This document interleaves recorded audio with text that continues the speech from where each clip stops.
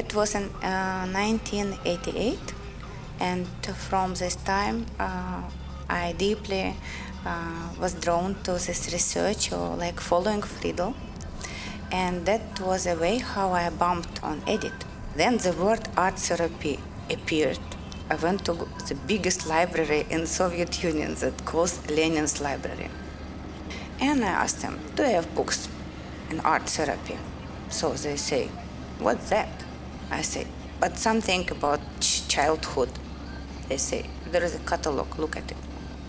And the first book that came to me into the table was a book by Edith Kramer, and it was written Art and Art Therapy and Child, yes? Art as Therapy. Art as Therapy, the first book. And then I opened this book, and it was written to Friedel.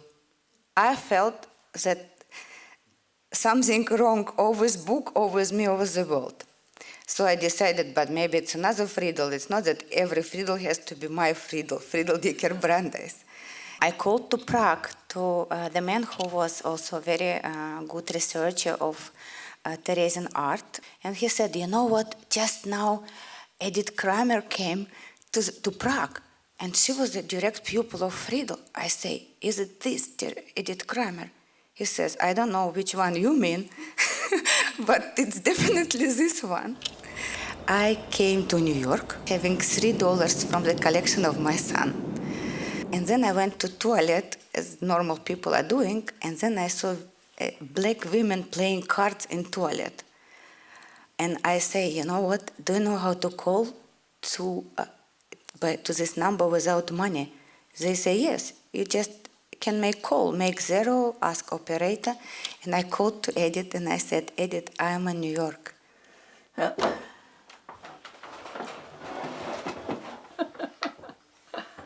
Okay.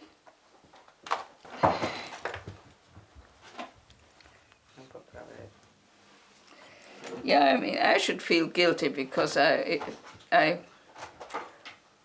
evaded, and I was so enormously lucky all my life.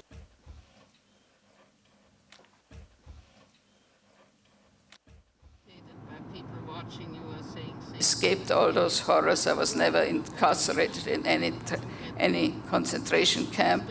I went on a boat, and the boat came to New York, and that's where I stayed, in New York. But was it shock for you to come to the States? Oh, no. If you're 22-year-old, you are ready for an adventure. It is not like somebody has already built up a life that was destroyed and now must start all over again, right? But if you're that young, and then my first job, which I got a week I'd been in the country, they called me up, I should go to see Miss Irwin at Little Red Schoolhouse. So I went there, and they had, that is a school, a progressive school in Greenwich Village. The artist colony, artist people at that time, was still real artists living there, not snobs. And they needed a shop teacher, as a teacher to carpentry and such things. And they had tried real carpenters, and that didn't work. They made their demands were too strict for young children. And so they had thought, and they didn't have much money either to pay another teacher. So they thought all those refugees now coming, they might find a sculptor among them, and that sculptor could work with children in a more imaginative way. Ja. Har du fått det? Men vilken tur du hade. Jag hann inte med. And so they sent me over, and of course they wanted a man. Okay, it's not bad. Got a cat. Yeah. A lady with a cat. Lady with a cat, and now she is making very good cat. Look. Oh, very good cat. Maybe I should make a mouse for the cat. Oh. So what we will do then? We have to run and to eat it. Or a bird for the cat. Yes. But And a cat can... But then I will make a tree and we will put bird up so the cat will not jump and eat. Use this as a tree.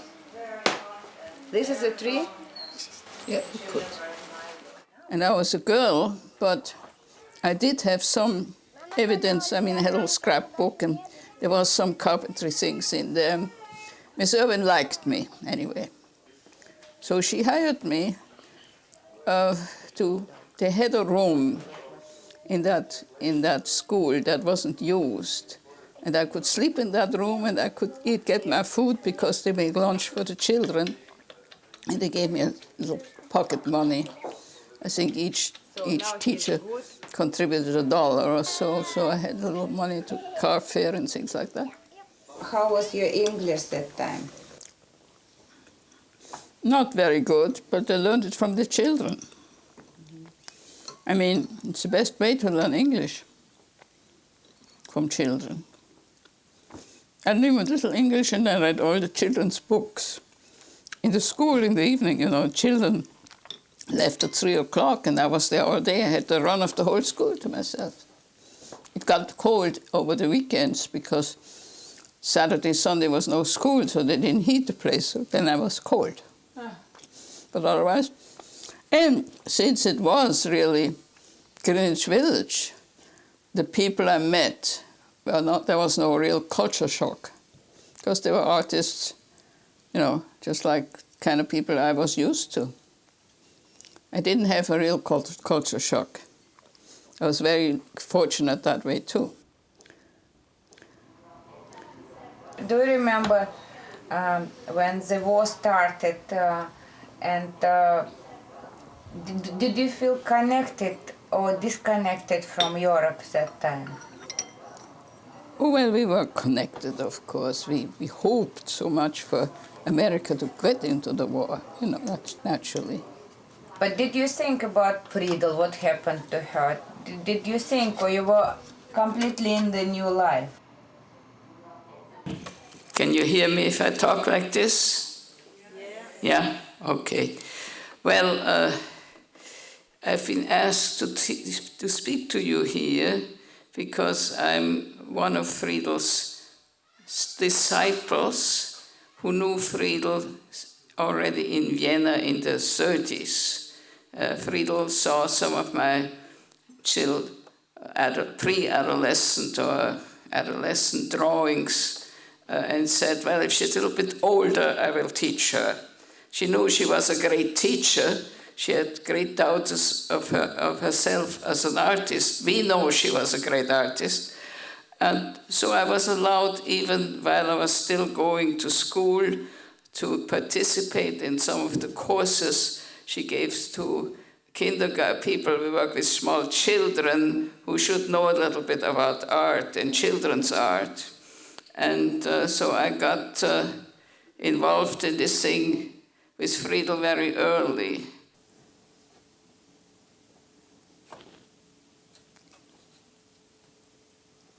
I don't know. I mean, it was not that sort of a relationship. I mean, it's a relationship where you were... I mean, she was the master. You don't argue with your master. You obey, right? But you are not I don't feel that you are a character that can obey something that has no sense. Well, but as an artist, she made sense. Yeah. I mean, I went to her because I felt nobody could teach me about art the way Friedel could. She was an inspired teacher. I don't have wings. You have legs. I have, yeah, But very solidly planted. 1, 1, 1, 2. 1, 1, 1, 2. 1, 1, 1, 2. 1, 2. 1, 2. 1, 2. 1, 2. 1, 2. 1, 2. 1, 2. 1, 2. 1, 2. 1, 2. 1, 2. 1, 2. In a painting, in a picture, you see all sorts of rhythms, right? I mean, if you think of Botticelli, for instance, it's full of rhythm, right? And so it's good to learn. I mean, one of the Eaton method is to separate the various elements in a picture. in a painting or in a work of art, whatever it is, a sculpture, a picture. There are many different elements. And if you look at the whole thing, it's integrated. To see this whole thing, you could just copy it. But and that might be also interesting. But you might also see kind of the various elements. What is the linear composition? What is the composition of values? How does the color relate? And do each thing separate. And after you've done that, and how is the texture, for instance? I mean, if you have a still life, say, with a basket, there's part of a texture. It goes in and out, and in and out, and in and out, and in and out, and in and out. And there is maybe apples with round in every direction, round. And there might be,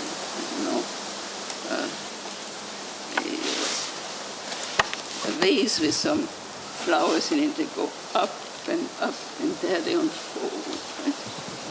That'd be another. So you could find the various elements of a picture, and then once you found it and understood this element, and then you look at the picture as a whole, you see it in a very different way. If you move your body the right way, you will get the beautiful circle without the compass. Just go around and around and go around, and you can correct yourself a little, and it will be absolutely good circle just because you move your body. Just because you move your body. You don't need to look and be worried about it, right? It gets better. It was first a little difficult. See, you can make a circle. You say you can't draw. There you are. If you have you listened a little bit what it sounds like when we do that? It's a very nice, calming kind of a sound. Now it would be very different if you make eternity, like 1 and 2 and 1 and 2 and 1 and 2 and 1 and 2 and 1 and 2 and 1 and 2 and 1 and 2 and 1 and 2, 1 and 2. See, and again, you get something quite beautiful. Yeah. I mean, the other thing is that really, if you give a rhythm, you can, with a person like this here, she told me she can't draw, she's never drawn in her life, get something that has graphic dignity and shows a mind that can understand and can follow and has a logic. And of course you can draw. Wow. Right? Now we will change the paper and we will make this dictation, yeah? Okay. So we're actually now doing what children in Terezin also were doing, and Edith was doing. She would also do things like give a dictation. She would suddenly begin to talk. There is a very smooth rolling pin, and then there's some very heavy piece of bricks, and then there is market nets. And inside that market net, you want to put some potatoes, but I guess we'll have to first like some people have them inside, and somebody's carrying it.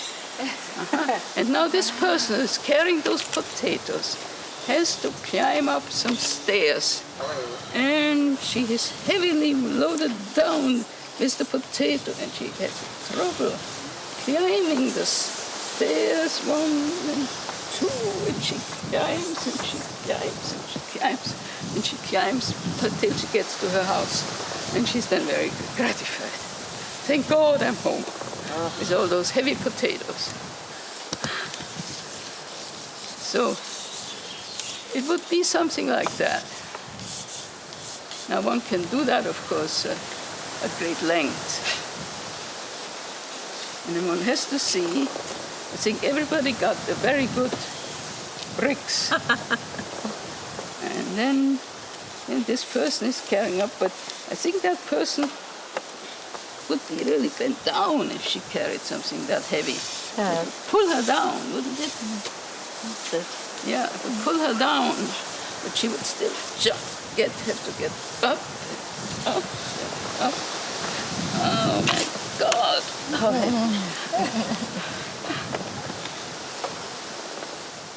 what you have to do in America. Yeah, exactly. Exactly the opposite. Because Yeah. in America, you have to tell them you do need a structure, otherwise you just have a model.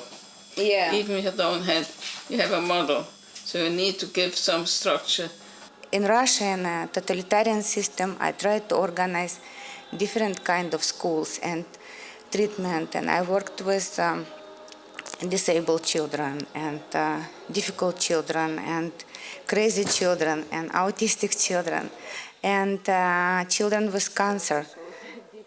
There was no place where after 2-3 months they threw me out because I brought something that they didn't want children to be. I brought the feeling of complete capability, freedom and joy. And children in Soviet Union of that time should be organized, Ordnung, do whatever teacher is telling them, and that was very difficult. When I started with this business, there was no books available. I wrote one of the first that was available, right? I mean, what was available was Löwenfeld and certain things. Ernst Kries, I think, had written already some things about Messerschmitt. And there was progressive education. There was Zizek. And then as I started working, I found out more. And, you know. But with Zizek, I don't know. Well, I was taken to Zizek when I was a child, and he saw some of my work, and he said, she belongs to a nature study. I mean, she's too advanced, too mature for me. He was good in the beginning, and then also some of the productions became very saccharine. Most people get stuck somewhere and then repeat themselves. Not everybody. I hope you don't repeat yourself yet. I hope I don't repeat myself.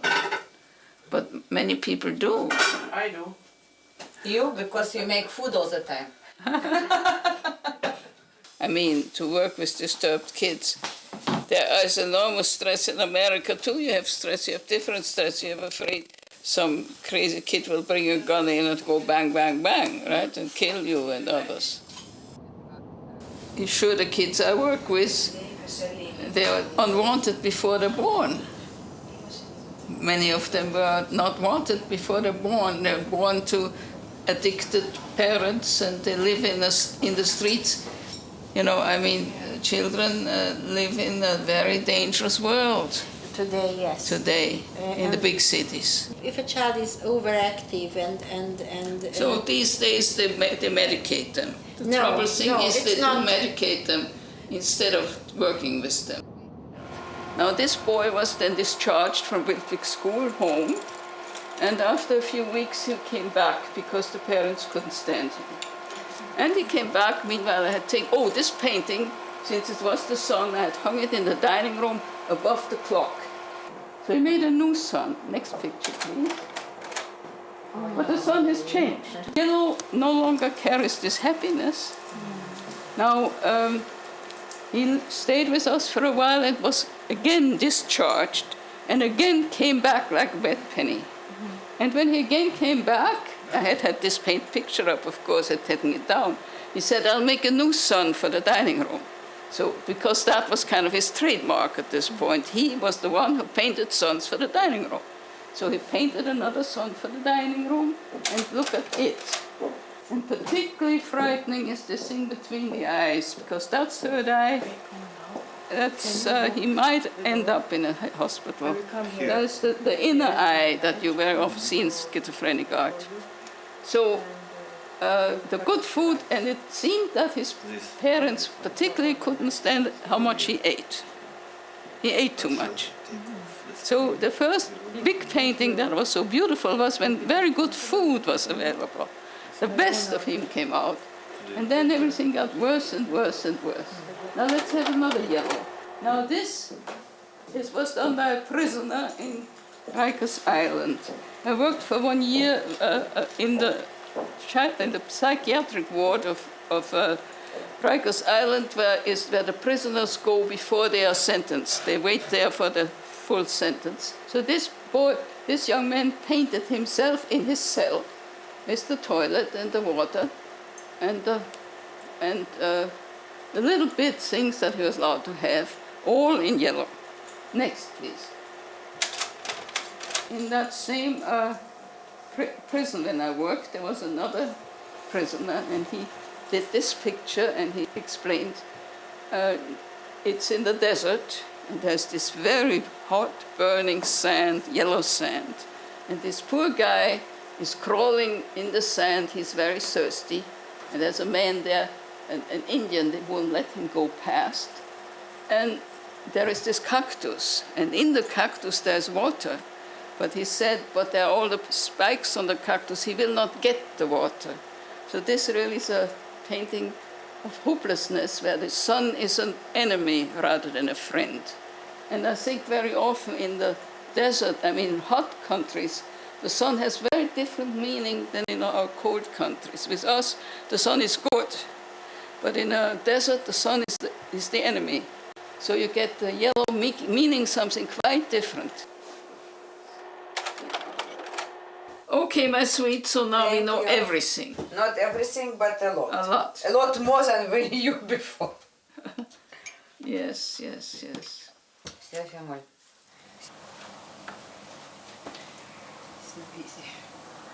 Do you wash that in this?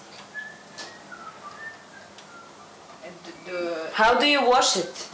Well, since I'm going to use the, maybe this morning, you don't, if you just wash it like this now, it's enough. It's hard to wash, huh? Huh? Hard Wash to brushes. wash. Well, it's one thing one has to do if one is a painter, to wash brushes. Right.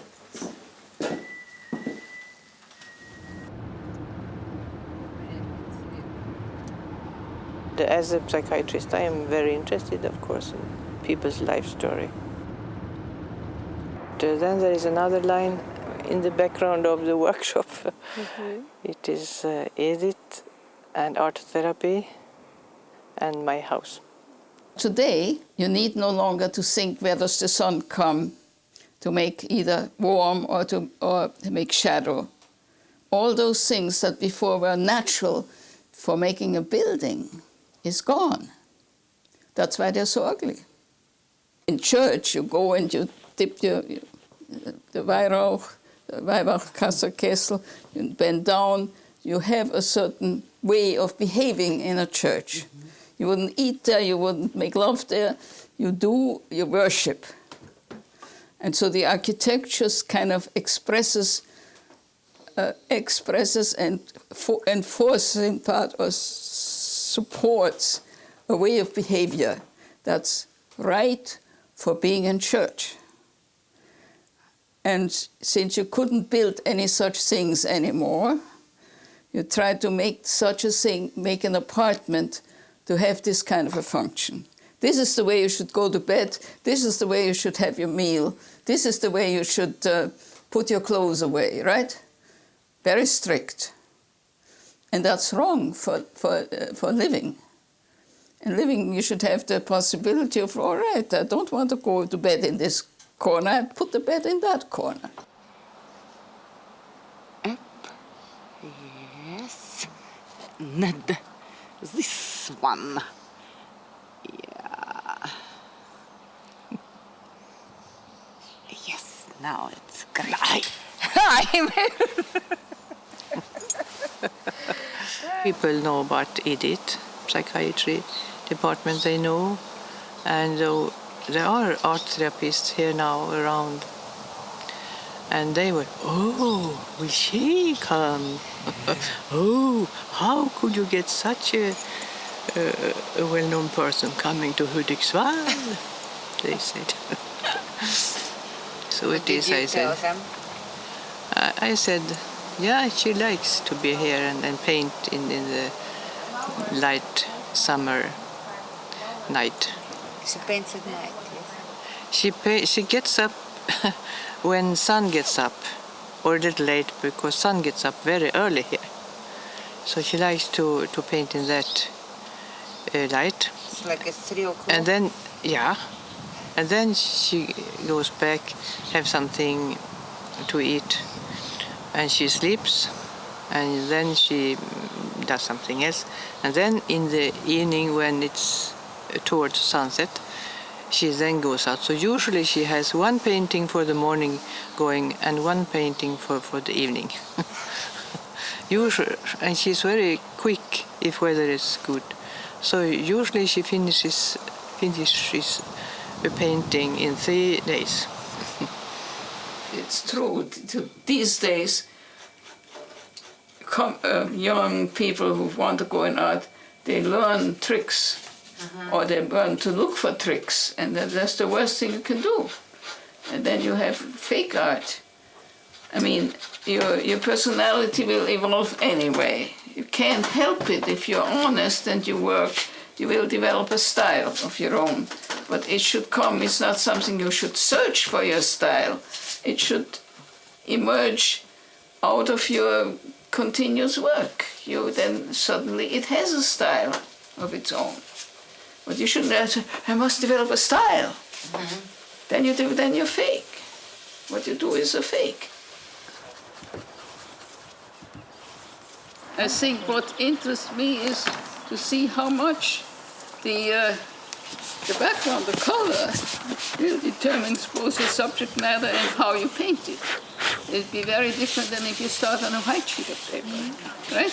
Yes. And that means that you should fill the whole page to the edge, Yes. so that you really can't escape the background. Color comes to you. Color is very different in that sense that even a splash of color, if you make a scribble that's totally chaotic, you don't like to look at it, it's just a scribble. But if you have a splash of color, the color speaks. In that sense, color is different from line. And you find certain people very afraid of their emotions, they prefer to draw, and others, again, they blossom with color. I know all my Latin, I mean, if I worked with children, any Latin child from Puerto Rico or Spain or whatever, they blossom, the one there's color. And some other, more for middle class, white, they prefer line, they prefer to draw. I think there's also a cultural thing in that very much. I mean, sometimes you might bring a picture to the rounds, but usually they just see the disturbance, and the disturbance is all over the person. What you might see in art is a strength, a hidden strength that might not show anywhere else. And then you try to persuade other people there is some strength. If you find strength in some artwork of a person who is disturbed. In one sentence?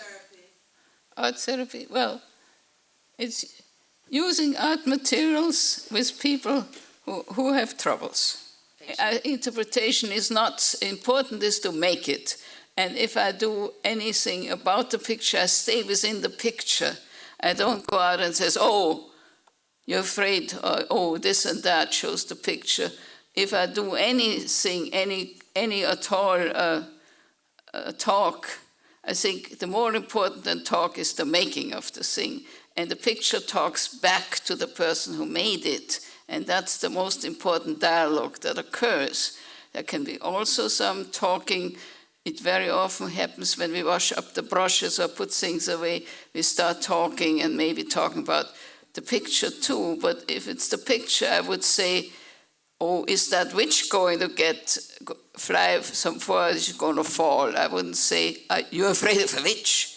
So I feel that what one has to develop besides a good eye, so to speak, a third eye to see the real messages, we also have to develop a third hand with which you can support a person's creative attempts without intruding, without putting yourself into it, just giving this little bit of support. In art, you tell the truth. Yeah. In art comes the truth, but it comes in a way that that it touches you immediately, not intellectually. Mm-hmm. I mean, you don't need, you can diagnose troubles. In innumerable way. Any slice you take of a human being is the same. Just wherever you take the blood, it's the same blood. Yeah, But, exactly. you know, but if you look at the picture, you get the others, you get more the humanity, you get the strength. You very often find the strength rather than pathology. Pathology is easy to find. But how to overcome pathology or what strength there is, that art therapy can much more both show and sustain and support the strength. Что делать будем сегодня? Репетировать.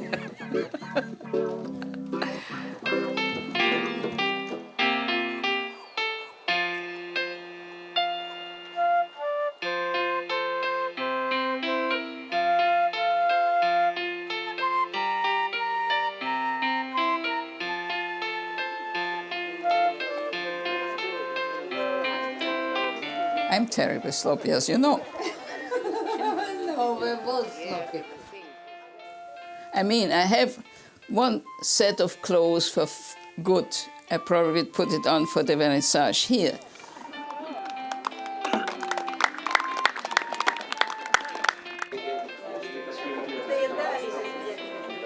No, we met the last time you were here. Oh, yeah? Yeah, and even earlier. Yes. This is a friend of mine here in this wonderful exhibition. You like it? Yes, I do. Yeah. Do you know magic trees?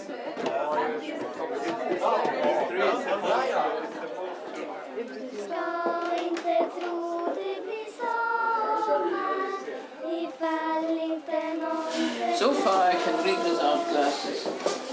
sommar och gör lite somrigt för då kommer blommorna snart. Jag gör så att blommorna blommar.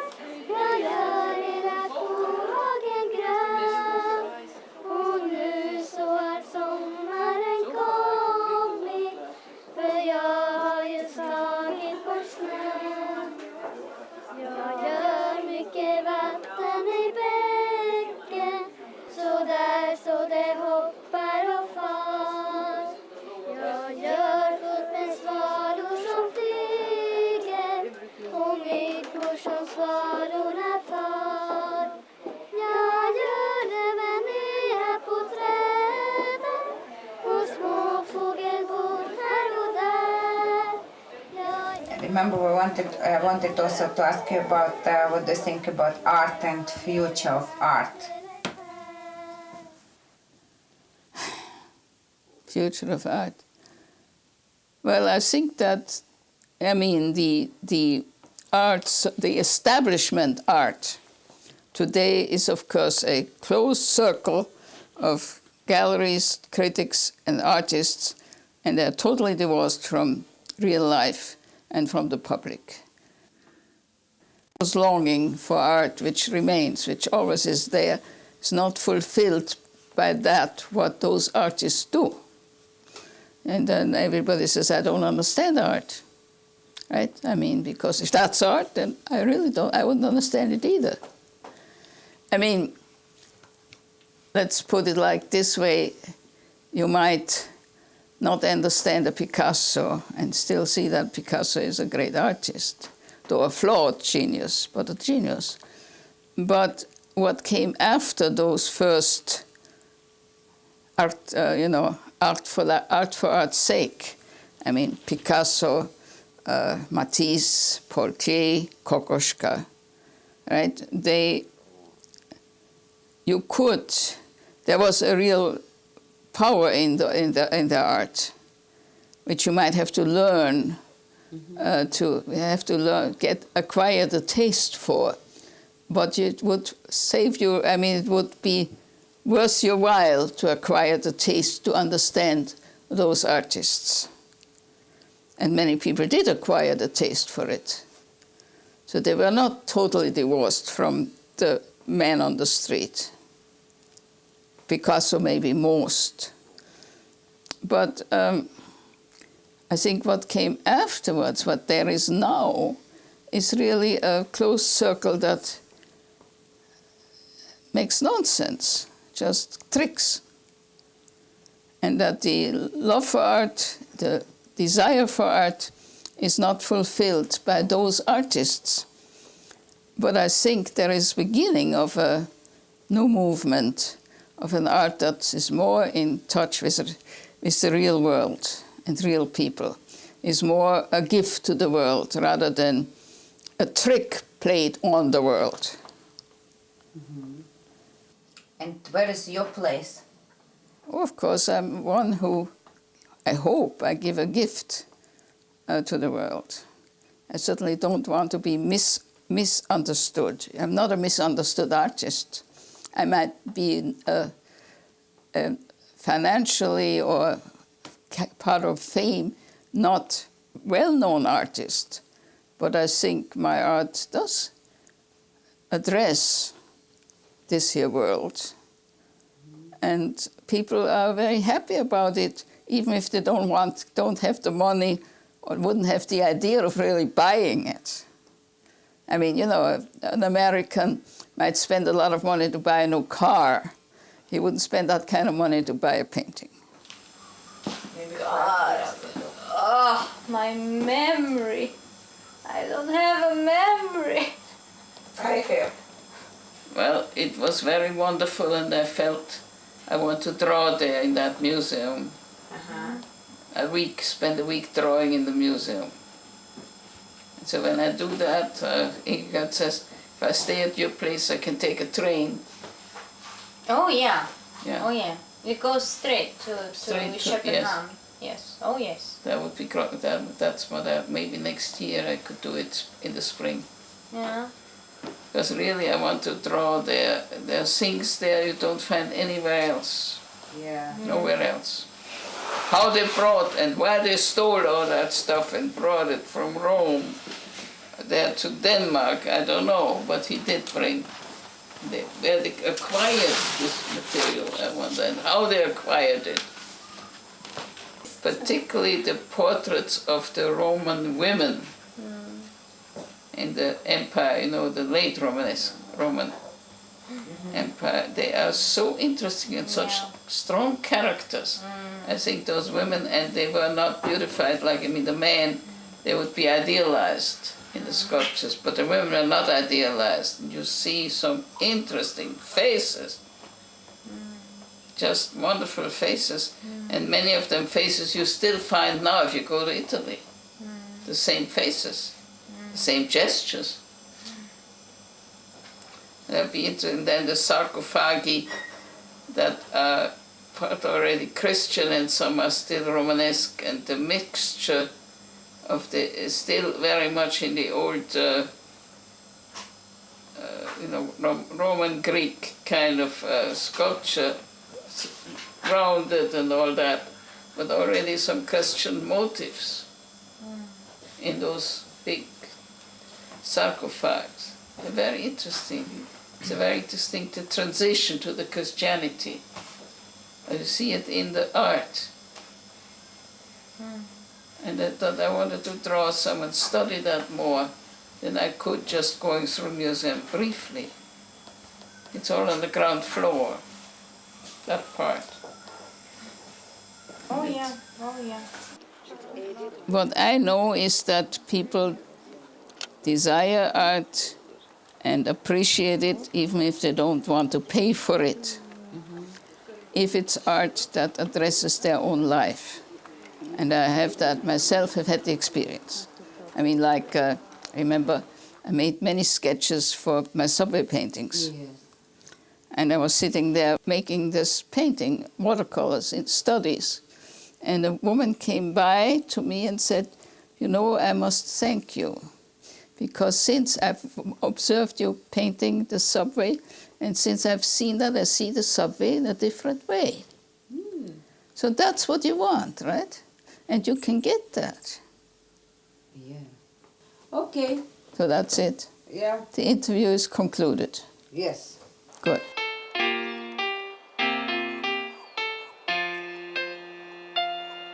Han smeker sin blomma och ser henne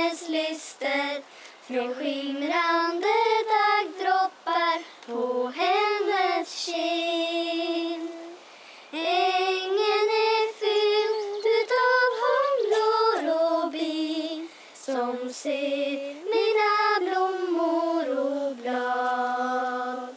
De värmer mitt hjärta, de värmer mitt liv. Jag sånt